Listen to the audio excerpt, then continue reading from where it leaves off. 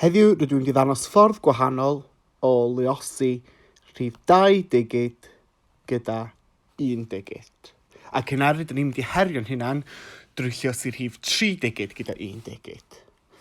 Nawr, mwyn gwneud ag ateb y cwestiwn yma, rydw i angen creu grid sydd yn 2 bocs ar draws oherwydd bod y rhif gyntaf gyda 2 digid ac 1 bocs i lawr oherwydd bod y swm nesaf gyda 1 digid. Felly, y cam nesaf yw i ddosrannu y ffigwr gyntaf.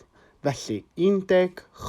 Dwi'n gweud bod mae gwerth yr 1 yw 10 a gwerth y 6 yw 6 uned. A rydw i'n lluosi rhain gyda 4. Nawr, y cam nesaf yw i luosi y rhifau tu allan i'r sgwariau a roed yr ateb yn y sgwar. Felly, mae 6 lluosi gyda 4 yn 24. Mae 10 lluosi gyda 4 yn 40.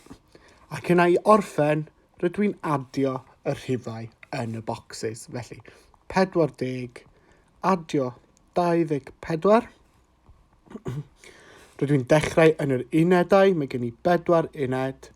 40 adio 20 yn 60. Lle'r ateb yw 64. Os o'n i edrych nawr ar lluosi rhif 3 digid gyda 1 digid.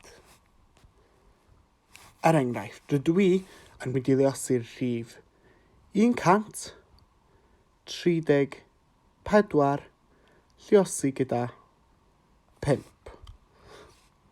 Rydw i'n creu grid, ond tro hyn mae angen 3 bocs ar draws oherwydd bod 134 gyda 3 digid ac 1 bocs ar i lawr oherwydd bod 5 yn 1 digid.